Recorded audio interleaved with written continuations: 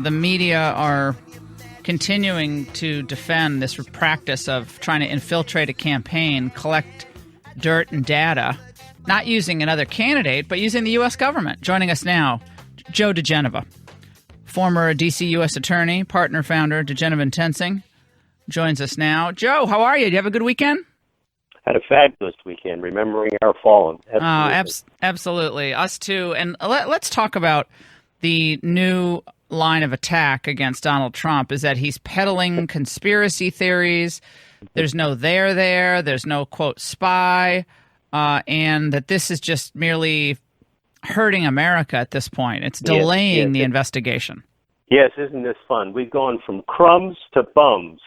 Pelosi says his tax bill was crumbs, and Adam Schiff and Congressman Swalwell from California say that the only way to deal with Trump is to throw the bums out.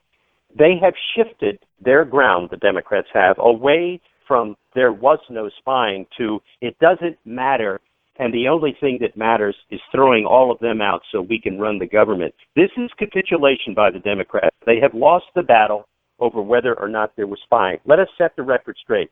There was spying by the Obama administration, not only on a sitting incoming president, but a president-elect and a presidential campaign. On January the 5th, 2017, Susan Rice tells us in an email that she, Barack Obama, Joe Biden, Sally Yates, and James Comey met in the White House to discuss the ongoing counterintelligence investigation so that they could make sure that everything was being done by the book. Why in the world would you have written that memorandum? For the record, thank you, Susan Rice. She has now established beyond any doubt that President Obama was knowledgeable about the spying operation, and one can conclude since he was president, he could have stopped it, and he didn't. Yeah, I mean, it seems beyond clear to me that the struck page texts combined with the Susan Rice are just more indication that this was all being run at the top. This was maybe started in the middle somewhere, and then as the Obama people were briefed, someone briefed mid-level, then mid-level went up to senior level informed Obama, and Obama said, all right, keep me updated what's going on there. I want to know what's going on. And they thought Hillary was going to win probably, and it wasn't, and none of it was going to be found out. That's true, and what we all have to remember is that this all got started by John Brennan, the CIA director, insisting that there be a counterintelligence investigation opened up by the FBI. He is the source. He is the source for Stefan Halper. He is the person who put all these people together. There is simply no doubt that what went on is in violation of every known political principle that we have in this country about the current government spying on an incoming government and its campaign.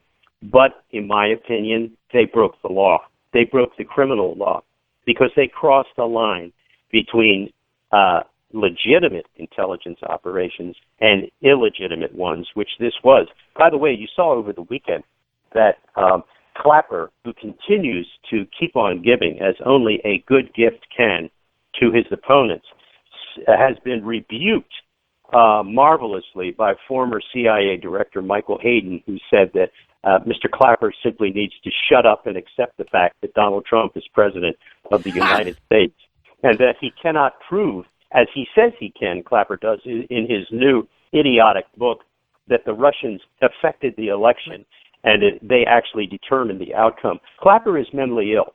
It is now clear from his nervous tics and the psychotic tweets of John Brennan that both of them need jackets of some kind.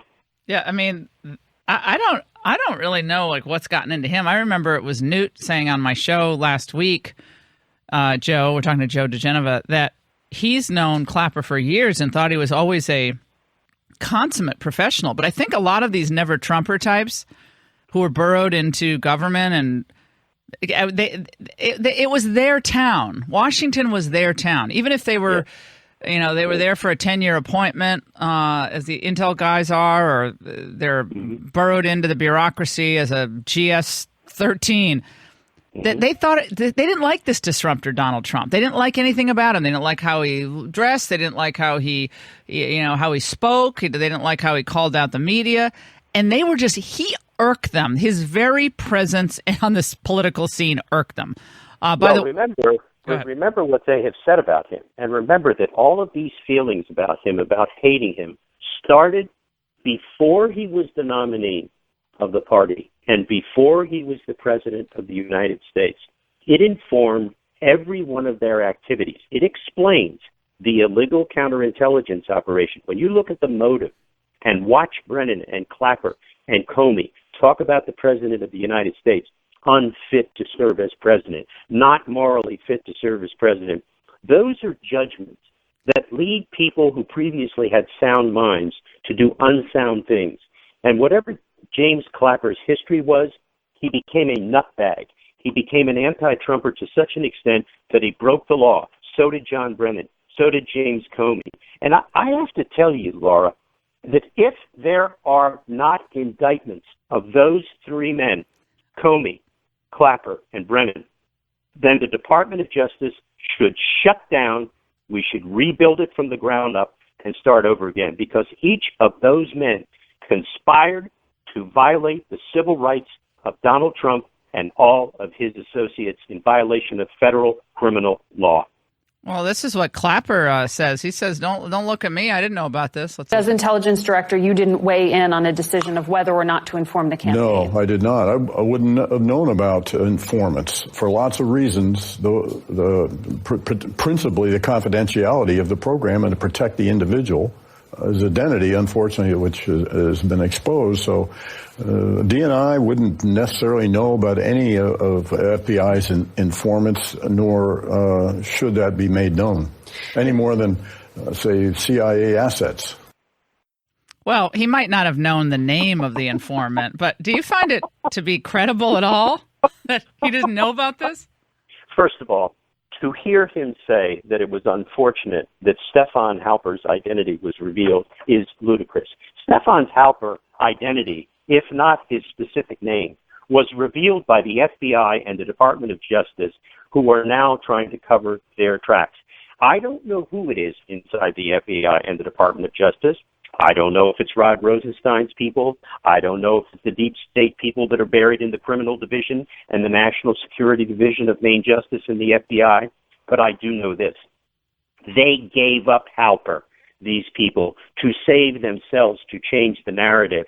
They could have protected Stefan Halper. They chose not to. When we were contacted by the press 2 weeks ago by the Washington Post, they had the name Stefan Halper. They admitted it. They knew it. They had it. They were told not to print it because it would endanger his life. What a ludicrous claim being made by the FBI that they were going to endanger his life. They put his identity out there, did the FBI and the Department of Justice. And let me say this as well. The other day, Rod Rosenstein agreed with the president's demand that they investigate all of this stuff about the spying. Why were they not investigating it already? Right. I mean, why wasn't this something that Jeff Sessions, who continues to perplex me, to put it kindly, I mean, Jeff Sessions just has so much house cleaning to do that he's not done. He's incapable of it. Listen, you never ask a senator to run a federal agency. They are incompetent at it. He has proven forever that a United States senator is good for one thing, being a United States senator and nothing else. Yeah, I mean, that was one of the unfortunate appointments by Trump, unfortunately. I think in the beginning, Joe, what was happening over there was they thought, oh, okay, we're just going to – Tom Price is great. We're going to he's a doctor. We'll put him at HHS. And then they thought, well, Sessions was my first endorsement, so we got to give him whatever he wants. That's not the way to staff a government. So now we finally have someone at HHS and Alex Azar, who was deputy secretary under Bush. He's brilliant. And now we have some better people in these other cabinets, but they made huge staffing mistakes at the beginning of this administration, and that really affected their efficacy in governing. As much as I love them, the Federalist Societies are the ones who insisted that Rod Rosenstein be Deputy Attorney General. They got it wrong. I mean, they may be great on judges, but as far as Rod Rosenstein, they picked another spy. He is a despicable human being who shouldn't be anywhere near the Department of Justice. His presence is a continuing embarrassment and a disgrace. This was Marco Rubio over the weekend. Rubio on this. Let's listen. Marco, he's still hurting. Little Marco, let's listen. President Trump says that the FBI had a spy in his campaign. Is the president telling the truth? I have seen no evidence that those people were part of an investigation on the campaign. If that exists, I would want to know about it. We should all know about it. And if that would be wrong, and we should do something about it. But up to now, what I have seen is evidence that they were investigating individuals with a history of links to Russia that were concerning. And that was appropriate if that's all that happened. What's really going on here with Rubio? Oh, this is the residual "I hate Donald Trump for beating me" syndrome. Rubio sounds like an idiot. I mean, if anything proves he would have been slaughtered by Hillary Clinton, it's these anemic comments that he's making. You know, Marco's a nice guy, and he was my candidate for a while, but he proved himself to be insufficiently serious to be the president of the United States. And he's actually made Trump look like a towering figure of diplomatic skill, I mean, it's just amazing how small and sort of just the minuscule Rubio sounds. He mouths all these words. You know, he tries to sound articulate, and when you get to the bottom line, there's no there.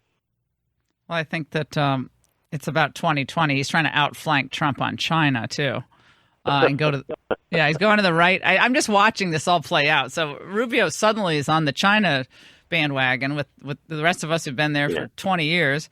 Yeah, and catch up, Marco. Yeah, and now on the issue of Mueller, he's always praising Mueller.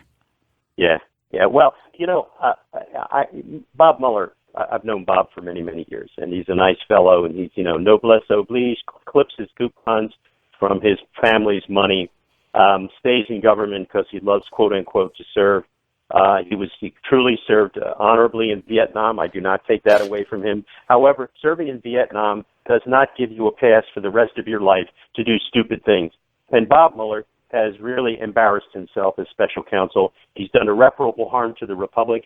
He's doing a lot of damage to a sitting president where no basis for an investigation continues to exist. If Bob had an ounce of dignity, he would fold up his tent and go home, but he won't because he's surrounded by 13 Democratic thugs, including Andrew Weissman and Jen Rhee, who are a bunch of the Clintonistas who he hired. What an embarrassment that he would do something like that. How can he continue to believe that his investigation has any credibility? No, the thing should have long ago been shut down, and with all the taint that surrounds it now.